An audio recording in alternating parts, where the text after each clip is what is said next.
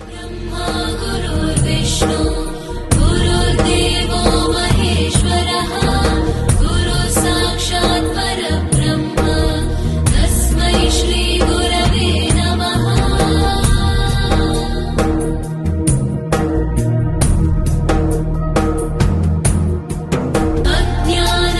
अज्ञानतिमिरान्धस्य ज्ञानाञ्जनशलाकया चक्षुरुन्मीलितं येन तस्मै श्री गुरवे नमः।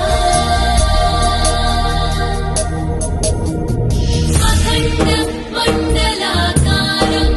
व्याप्तं येन चराचरं तत्पदं दर्शितं येन तस्मै श्री गुरवे नमः। यस्य देवे परा भक्ति यथा देवे तथा गुरौ तस्यैते कथिता ह्यर्था